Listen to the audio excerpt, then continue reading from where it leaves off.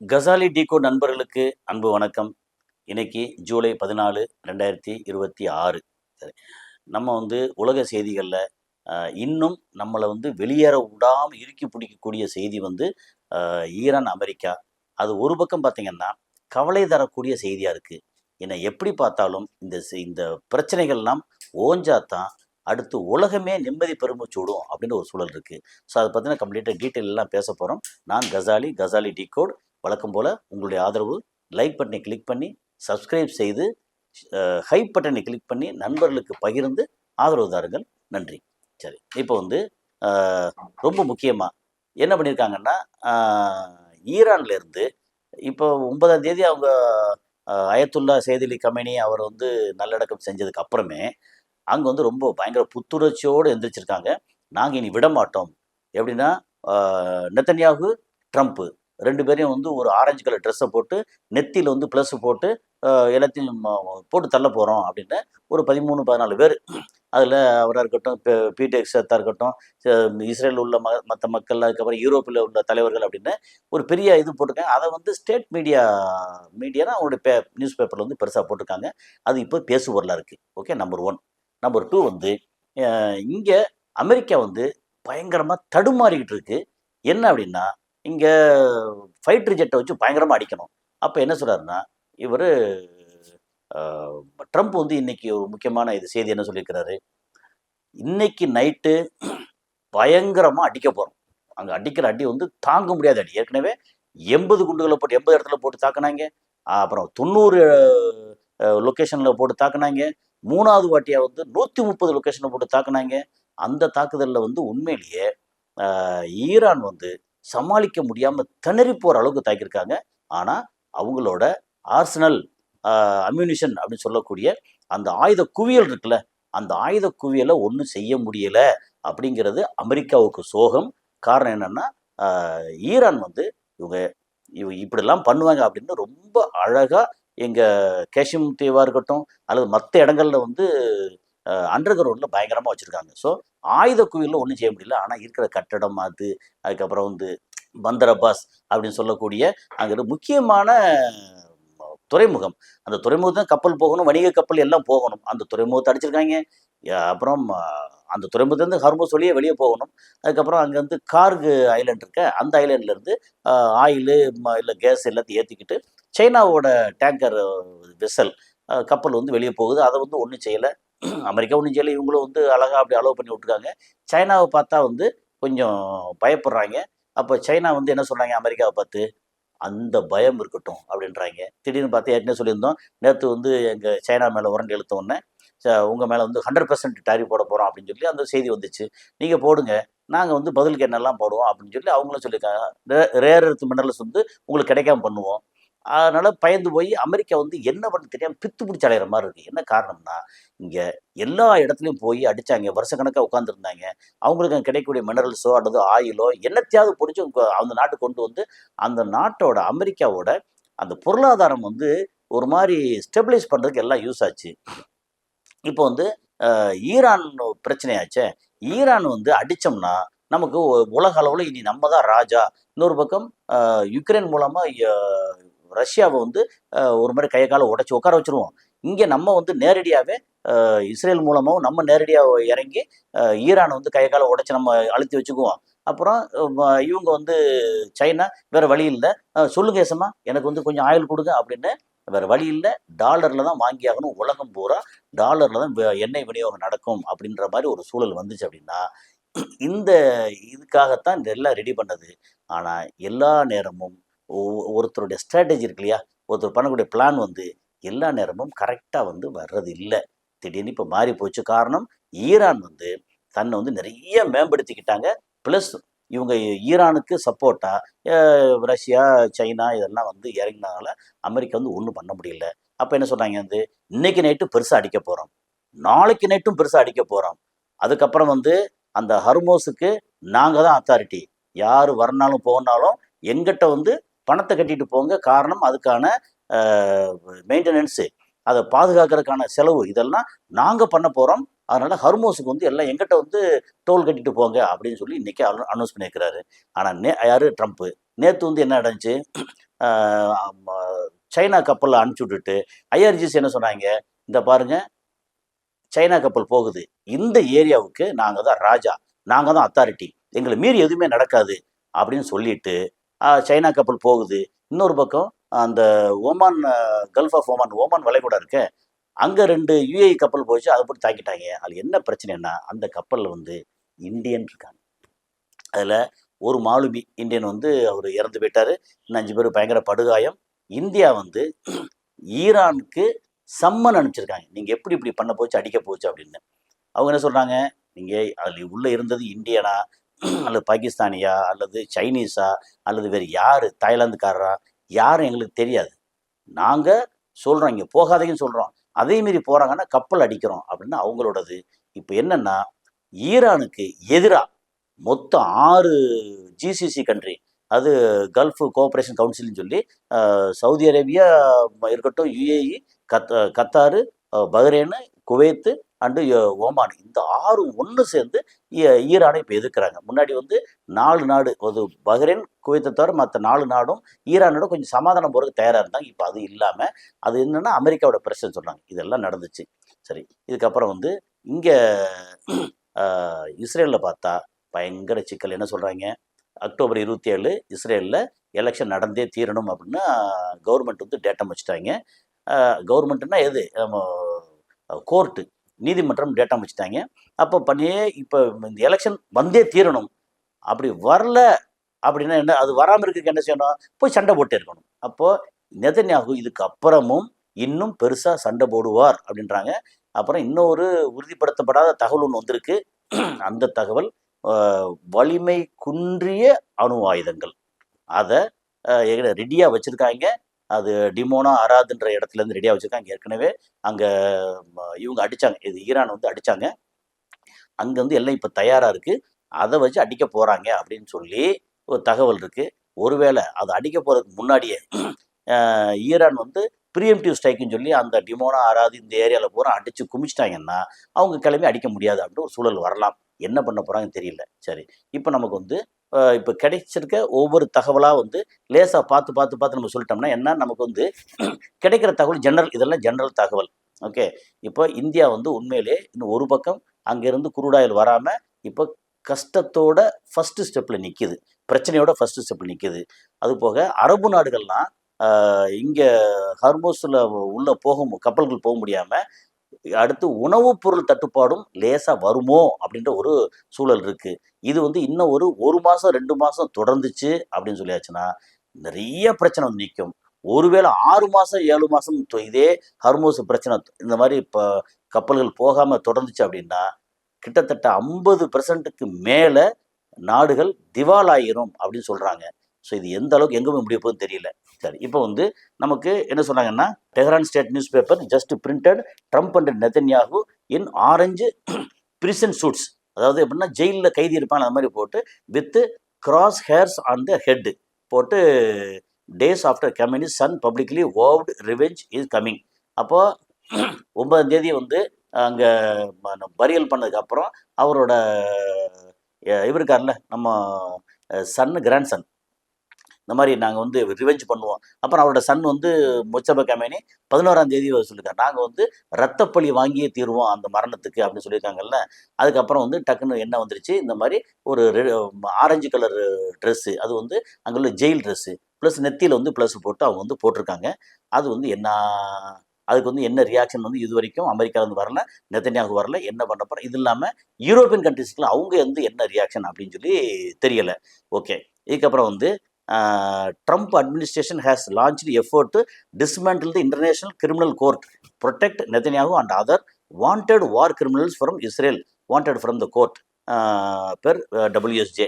இனி வந்து அந்த நெதன்யாகு மேலே கிரிமினல் கோர்ட்டு இதெல்லாம் இருக்கு இல்லையா, அதெல்லாம் வந்து டிஸ்மேண்டில் பண்ண கலைக்கிறதுக்கு வந்து ரெடியாக இருக்காரு அப்படின்னு சொல்கிறாங்க. ஏன்னா இது வந்து அங்கே படித்து சொல்கிறது வந்து 2 பக்கம் கொஞ்சம் ஈஸியாக இருக்குங்கிறதுக்காக. இதில் வந்து பின்னூட்டத்தில் சிலர் சொல்கிறாங்க வந்து ஏன் முழுசு இங்கிலீஷே சொல்லிட வேண்டியதானே அப்படின்றாங்க. அப்படி இல்லை, நமக்கு வந்து இங்கிலீஷ் வந்து அந்நிய மொழியாக இருந்தாலும் நமக்கு அனுகூலமான ஒரு மொழி. அதனால் நம்ம இங்கிலீஷை வந்து அங்கங்கே சொல்லி அதுக்கு தமிழ் அர்த்தத்தையும் அப்பப்போ பயன்படுத்துகிறோம். சிலருக்கு வந்து தமிழ் அர்த்தம் இங்கிலீஷ் சொன்னதுக்கப்புறம் இங்கிலீஷ் தெரிஞ்சவங்களுக்கு வந்து இதுக்கு தமிழ் அர்த்தம் எதுக்கு அப்படின்னு சிலர் கேட்குறாங்க. அப்படி இல்லை, இங்கிலீஷில் இருந்து படித்து பார்க்குறோம், அதுக்கப்புறம் அதை வந்து தமிழ்லேயே சொல்லும்போது தமிழ் மட்டும் தெரிஞ்சவங்களுக்கு, இங்கிலீஷ் பெருசாக புரியாதவங்களுக்கு அவங்களுக்கு இது ரொம்ப யூஸ்ஃபுல்லாக இருக்கும் அப்படிங்கிறது தான். அதுக்கப்புறம் வந்து இன்னொரு இது வந்து எப்படின்னா, சவுதீஸ் பாம்ப் ஏமன்ஸ் சனா இன்டர்நேஷ்னல் ஏர்போர்ட். ஓகே. என்ன நடந்துச்சுன்னா, சவுதி வந்து சனா இது ஏமனி இது ஹவுத்தீஸ் இருக்காங்க இல்லையா, அங்கே வந்து அவங்கள அலக்கழிச்சு பயங்கர பிரச்சனை வந்ததுக்கப்புறம் அவங்க ஹவுத்தீஸ் வந்த ஃப்ளைட்டை இறங்க விடாமல் பாடாப்படுத்தி சனா இன்டர்நேஷ்னல் ஏர்போர்ட் அப்படின்னு அந்த ஏர்போர்ட்டில் அவங்க வந்து மிசைலை போட்டு அடித்து சனா இன்டர்நேஷனல் ஏர்போர்ட் இப்போதைக்கு உடனடி இயங்க முடியாத அளவுக்கு ஆக்கிட்டாங்களா.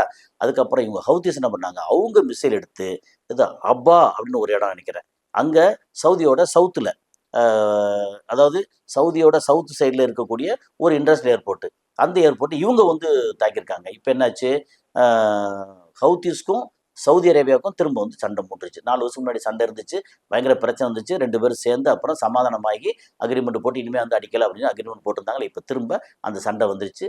அதுக்கு காரணம் அமெரிக்கா பின்னாடி இருந்து தூண்டி விட்டதான் அப்படின்னு சொல்கிறாங்க. காரணம் இங்கே ஹவுத்தீஸ் அங்கேருந்து ஈரானோட ஃப்ளைட்டு அதை கொண்டு வந்து கிளப்பி அங்கே அஞ்சலி செலுத்திட்டு திரும்பி வரும்போது இங்கே உள்ளே வர விடாமல் ரொம்ப படுத்துனாங்க.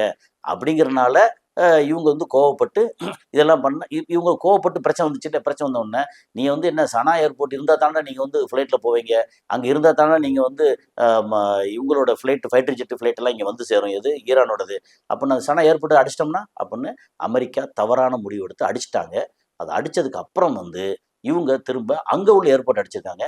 இதுக்கப்புறம் வந்து உள்ள யான்பு ஜெத்தா இந்த மாதிரிங்கிற ராயல் கமிஷன் இங்கே முக்கியமான ஏரியா தள்ளி போச்சு அப்படின்னா, அந்த சைடில் தள்ளி போகணும்னா அங்கே வந்து இப்போ ஈரான் வந்து என்ன நினைக்கிறாங்க, நம்ம ஈரான்லேருந்து கிளம்பி கிட்டத்தட்ட வந்து ஒரு 1500 கிலோமீட்டர் தாண்டி இந்த பக்கம் அடிக்கிறதுக்கு பதிலாக இங்கே பக்கத்தில் ஏமனி இருக்காங்கல்ல, அவங்கள எப்பா நீ கொஞ்சம் அடிச்சுக்கோ அப்படின்னு இந்த இதோட மேற்கு பக்கம் தென்மேற்கு பக்கத்தை, அதாவது சவுதி அரேபியோட தென்மேற்கு பக்கத்தை நீ பார்த்துக்கோ, சவுதியோட ஈஸ்டர்ன் ப்ராவின்ஸ் பக்கத்தை நான் பார்த்துக்கிறேன், அங்கே ராசனூரா இருக்குது, ஜுபைல் இருக்குது. என்ன ஜுபைல் வந்து நான் இருந்த இடம், அது வந்து ஒரு ராயல் கமிஷன் சொல்லி ஒரு மிகப்பெரிய ஒரு பொருளாதார ஹப்பு, அதை ஆக்சுவலாக அது அந்த மாதிரி இருக்க இடத்துல அது வந்து நான் பார்த்துக்கிறேன், அந்த இந்த பக்கத்தில் தென்மேற்கு பக்கத்தை சவுதியோட சைடு நீ பார்த்துக்கோ அப்படின்னு மாறி மாறி அடித்தா சவுதி என்னத்துக்கு ஆகும்.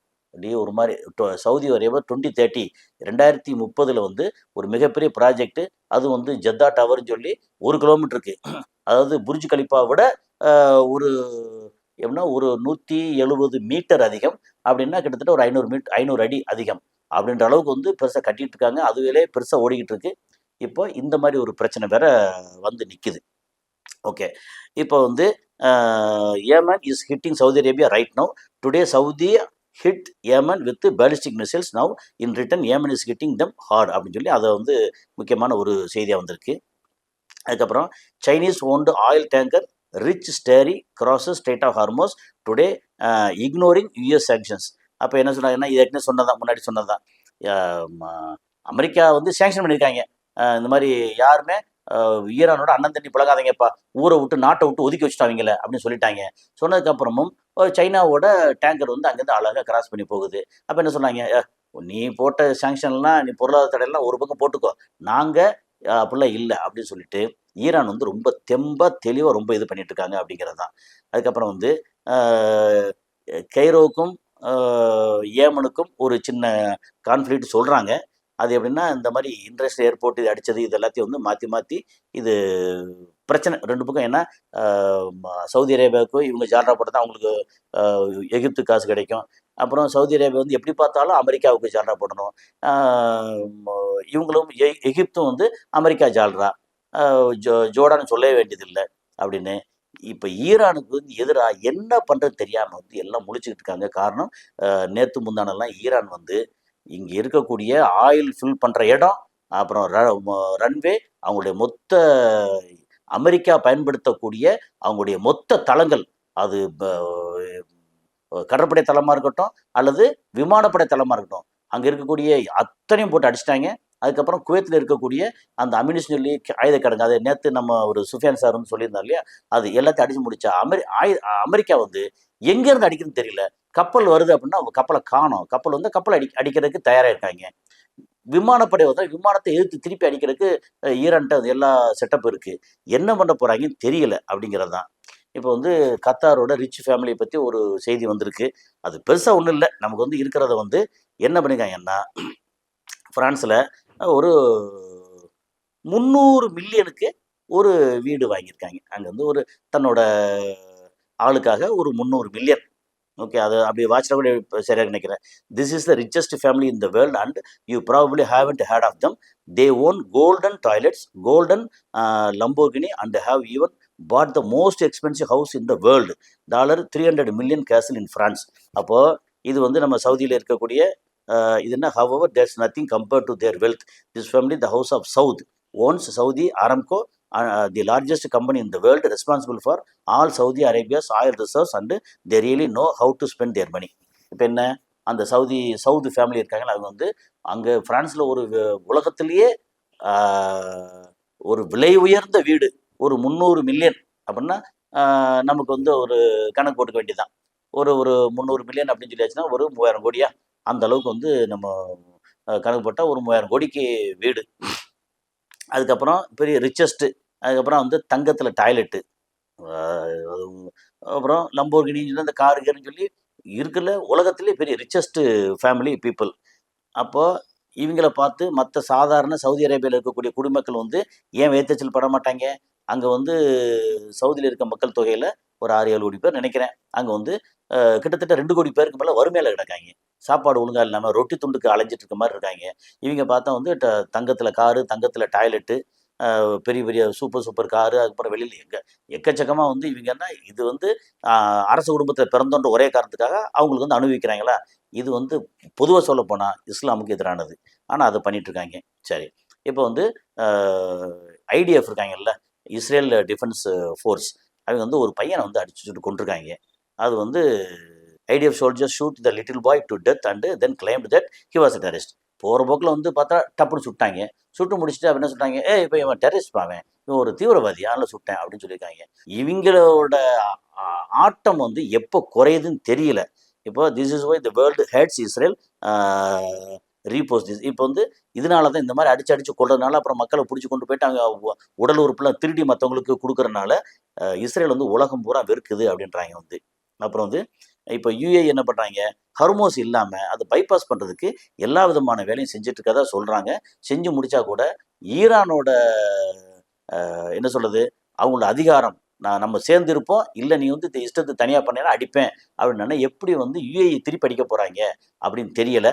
ஒருவேளை சைனாவோட சேர்ந்துக்கிட்டு பண்ணாங்கன்னா ஒரு சைனா வந்து யுஏஇக்கு ஆதரவாக இருப்பாங்களா அல்லது ஈரானுக்கு ஆதரவாக இருப்பாங்களா அப்படின்னு தெரியாது. ஆனால் எது எப்படி இருந்தாலும் ஈரான் கையில் வந்து எக்கச்சக்கமான ஆயுதங்கள் இருக்குது. நினச்சா அங்கே வந்து அடித்து முடிச்சாங்கன்னா இருக்கிற வெறும் கோபுரங்கள் அட்டையில் அடுக்கி வச்ச கோபுரங்கள் மாதிரி வந்து யுஏஇயில் இருக்குது.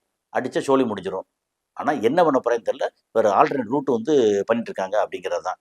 அதுபோக the US, Iraq and Syria are quietly finalizing 800 kilometer oil pipeline from Kirkuk Strait to the Mediterranean, a direct move to strangle Iran's Hormuz chokehold and reshape Middle East energy flow. இப்போ இது சொன்னோம் இல்லையா, இப்போ UAE வந்து ஃபுஜரா வழியே வேறு route போடுறாங்க.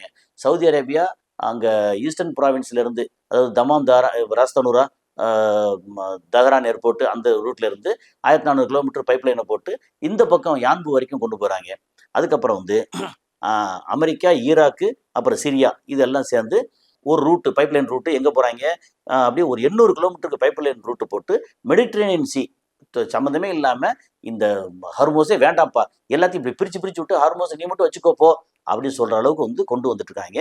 அதைத்தான் வந்து இப்போது ஈரான் வந்து வெறுக்கிறாங்க. நீ வந்து இப்படி ஆல்ட்ரேட் பண்ணுவேன், நீ என்ன அடிப்பை என் தலைவர் அடித்து கொள்ளுவேன், அதுக்கப்புறம் நீ ஆல்ட்ரேட் பண்ணுவேன் அப்படின்னு சொல்லி திரும்ப வந்து எஸ்கலேஷன் ரொம்ப பெருசாக வந்துக்கிட்டு இருக்கு அப்படின்னு சொல்கிறாங்க. அப்புறம் யுஏயோட 2 டேங்கர் வந்து அடித்தது ஏற்கனவே சொன்னோம். அது வந்து பெரிய பிரச்சனை இருக்குது. அதில் என்னென்னா 1 Indian crew member killed, 8 injured, 4 critical. அப்போ என்னாச்சு, ஒரு 13 பேரில் வந்து ஒரு ஆள் வந்து இறந்து போயாச்சு, 8 பேர் காயப்பட்டிருக்காங்க, 4 பேர் கிரிட்டிக்கலாக இருக்காங்க, அல்லது 8 பேருக்குள்ளே 4 பேர் கிரிட்டிக்கலாக இருக்கலாம் அப்படிங்கிறது தான். அப்புறம் அகமது நேஜாத், மஹமூத் அகமது நேஜாத் அப்படிங்கிறத பிடிச்சி உள்ள போட்டிருக்காங்க. அது பழைய பிரசிடென்ட்டு. அவர் வந்து எப்படி பார்த்தாலும் வந்து ஆள்காட்டியா அப்படிலாம் இருப்பாங்கல்ல, அது பிடிச்சி உள்ளே போட்டிருக்காங்க அப்படின்னு சொல்லி. அது போக இங்கே ஹவுதீஸு சண்டை திரும்ப இது பயங்கரமாக வந்துக்கிட்டே இருக்குது. அப்புறம் இந்த மாதிரி இன்டர்நேஷனல் கிரிமினல் கோர்ட்டு இதை வந்து கலைச்சி விட்டுட்டு அங்கே அமெரிக்காவில் புதுசாக ஒன்று வச்சுக்கிடுவோம் அப்படின்னு சொல்லி வாஷிங்டன் வந்து crime court is now in Washington's cross hairs அங்கே வச்சுக்குவோம் அப்படின்னு சொல்லிட்டு இருக்காங்க. அது போக வந்து இப்போ 3 பாலஸ்தீனியன்ஸ் கில்டு 15 wounded இன் இஸ்ரேலி அட்டாக் அக்ராஸ் காசா. இப்போ காசாவில் திரும்ப ஆரம்பிச்சிட்டாங்களா? காசாவில் வந்து அந்த பிக்சர் போடுறான் வந்து உண்மையிலேயே எவ்வளோ தாண்டா அடிப்பீங்க அப்படின்னு அடிச்சுக்கிட்டு இருக்காங்க அப்படிங்கிற ஒரு சோகமான ஒரு விஷயம். அதுக்கப்புறம் ஆமாம், எலான் மஸ்க்கு தெரியும். எலான் மஸ்கோட அந்த ஸ்பேஸ் எக்ஸ் அது வந்து என்னென்னா அங்கே போய் மேலே ஸ்பேஸுக்கு போது திரும்ப அதை வந்து அவருடைய இடத்துல வந்து நின்று அது காஸ்ட்டு கட் பண்ணுறதுக்குன்னு சொல்லி ரொம்ப பெருசாக கொண்டாடினாங்க. அப்புறம் அதை சைனா வந்து அசால்ட்டாக பண்ணிவிட்டாங்க. இப்போ வந்து ஜப்பான் வேறு அதை பண்ணிட்டு இருக்காங்க. அதனால் என்னாச்சு, இவரோட ஸ்பேஸ் எக்ஸோட ஷேர் வேல்யூ இருக்கு இல்லையா, டக்குன்னு வந்து குறைஞ்சி அது எவ்வளோ இருந்தது அப்படின்னா $225 இருந்தது, இப்போ $140 ஆயிடுச்சு. 37% குறைஞ்சிருச்சு. குறைஞ்சி ஒரே நாள் நேர்லி ஒரு மார்க்கெட் எவ்வளோ போயிடுச்சு அப்படின்னா ஒரு 1.1 ட்ரில்லியன். அப்போ கிட்டத்தட்ட 100 லட்சம் கோடி வந்து அவருக்கு அவரோட மொத்த வருமானம், அவருடைய வேல்யூவில் சொத்துல வந்து 100 லட்சம் கோடி டக்குன்னு குறைஞ்சி போச்சு.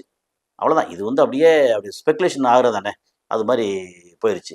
அதுக்கப்புறம் வந்து Saudi Arabia has reportedly told the US it is ready to resume talks on joining the Abraham Accord. இப்போ ரொம்ப முக்கியமான விஷயம் என்னென்னா, எப்பப்பா இந்த மாதிரி இப்போ ஈரான் வந்து ரொம்ப மோசமாக இருக்காங்க, அதனால் நாங்கள் என்ன செய்கிறோம், இப்போ திரும்ப ஏற்கனவே 2017-18 ஆரம்பித்த ட்ரம்ப்பால் ஆரம்பிக்கப்பட்ட ஆப்ரஹாம் அக்கார்டு, அதெல்லாம் யூதர்களாக இருக்கட்டும், கிறிஸ்தவர்களாக இருக்கட்டும், முஸ்லீமாக இருக்கட்டும், எல்லாமே ஆப்ரஹாமின் பிள்ளைகள் அப்படின்ட்டு அதில் வந்து ஆப்ரஹாம் அக்கார்டை வந்து சைன் பண்ணிட்டா Israel, Saudi Arabia, UAE, Qatar இது எல்லாமே வந்து இஸ்ரேலை வந்து யூதர்களை வெறுக்க மாட்டாங்க. எல்லாரும் எல்லா இடத்துலையும் வந்து உள்ளே கலந்து மிக்ஸ் ஆகி பண்ணிக்கலாம். ஆப்ரஹாம் அக்கார்டு சைன் பண்ணால் என்ன நடக்கும்னா, இவங்க பாலஸ்தீனியா இருக்காங்கல்ல, அவங்க வந்து நாசமாக போயிடுவாங்க.